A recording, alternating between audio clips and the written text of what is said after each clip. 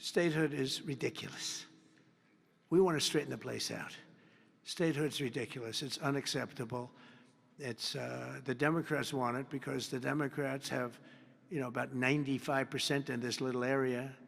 Even I didn't get it very much. They want that. They want to pick up 2 senators, and it's not going to happen. It's not going to happen. And that's the least of the reasons why, by the way, but that's one of the reasons why.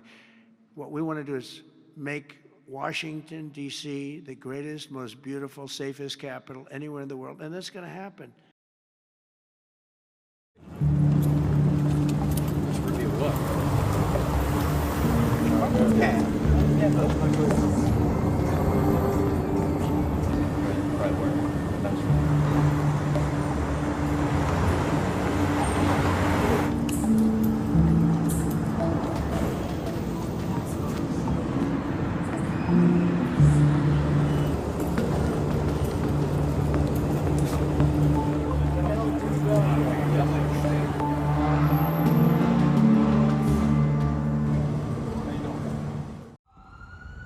National Guard troops began arriving at the D.C. Armory Tuesday morning on the president's orders. Trump said Attorney General Pam Bondi would be overseeing the implementation of his plan. Ultimately, the chain of command is as such: the President of the United States, the Attorney General of the United States, our DEA Administrator, Terry Cole, who is now serving ahead of the Chief of the Metropolitan Police Department.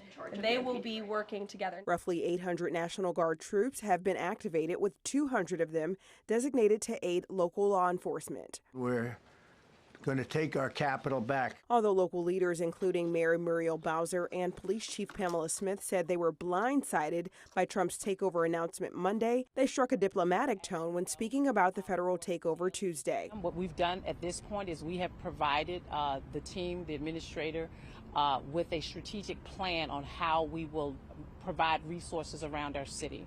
I think it's something that is doable. Attorney General Pam Bondi released a statement on X following her meeting with Bowser Tuesday, saying, "We agree that there is nothing more important than keeping residents and tourists in Washington, D.C. safe from deadly crime." Data shows violent crime in Washington, D.C. has been declining since a 2023 spike, with 2 years of sustained improvement. Bowser said she'd like to make the most of the additional support to drive down crime rates even further. I'm Sherelle Hubbard reporting.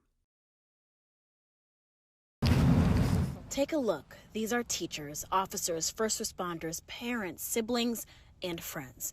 I was there as guardsman after guardsman walked out of the D.C. headquarters for the National Guard. An emotional Fatma Ba was dropping off her fiancé. She told us his orders say he will be deployed for 13 days. He just came back from Guard responsibilities and was preparing to get back to his family and day job. It was devastating. He was hurt. He was ready to go back to work. He just came back from drill on Sunday, serving in drill. So it's just like everything is just happening so fast at rapid speed for him. The Ba's have 2 children who saw their dad for less than 24 hours before he had to return to serve. As a guardsman, the mayor's office said the National Guard will coordinate their efforts with MPD. On this corner off of Minnesota Avenue in Southeast D.C., those who live here and community leaders are talking about the Trump takeover. I haven't seen the National Guard deployed. You don't know exactly where they are, what communities they're going into. After speaking to Eugene Branch, National Guard vehicles were spotted near the Washington Monument. But Branch said it's his Ward 8 neighborhood that needs help fighting crime. We haven't seen any of that over here in Southeast D.C. There's a part of this city that, as I say before, may have a cold, but this area has pneumonia. We need to make sure that there's justice for the whole city, that there's equal attention in terms of love and justice. 800 National Guard troops ordered to D.C., but on day 2, Ward 8 ANC Andrea Davis says there has been no sign of the deployment here. But she also disagrees with the tactic. This is not the answer, bringing the National Guard. We need more resources by way of more police officers. We need to get rid of the 2-year college requirement so we can bring forth more qualified candidates like Maryland and Virginia. If you were to see, like we mentioned, boots on the ground, would that be something that would make you feel safer? I do want to see my people taken care of. I want to see the people that work hard every day supported. And we want to see people being helped. I don't want to see my people be harmed and used and abused. This shouldn't be about one part of the city feeling safe. It should feel like the whole city wants to feel safe. And so it's a 30-day period. What do you expect to see in your community? I just want to see change. I want to see our neighborhood clean. I want to see the schools safe for the children. I'm Matt Gelka in Washington, where D.C.'s police union is saying they're welcoming the federal help after the president has temporarily taken over law enforcement in the district. National Guard troops arrived at Washington, D.C.'s armory with 800 guardsmen deployed as part of the president's federalization of the city's law enforcement. Our capital city has been overtaken by violent gangs and bloodthirsty criminals. We have more police, and we want to make sure we're using them. When critics pointed to data showing violent crime at a 30-year low, the White House said the numbers were being cooked. D.C.'s police union agrees. This concept that crime is down is really an old trope, and we're currently sitting at 3,180 with more than 800 vacancies for the position of sworn police officer.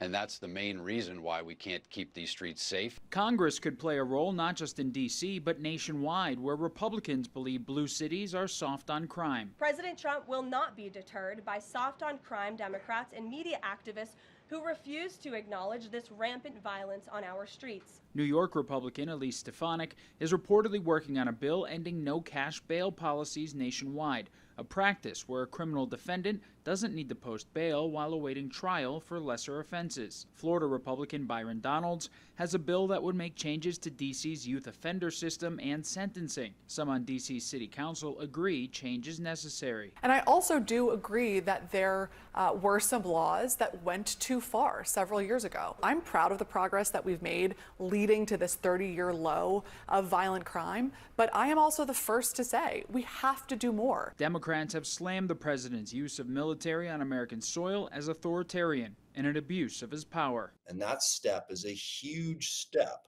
towards an autocratic government with a president who has his own domestic police force. So that's the biggest thing that alarms me about it. Republicans could also look to quickly fill the Superior Court bench in D.C. with vacancies that have made it harder to fight crime in the Capitol. Nominees require Senate confirmation, and the chamber has been slow to act. Reporting in Washington, I'm Matt Gelka.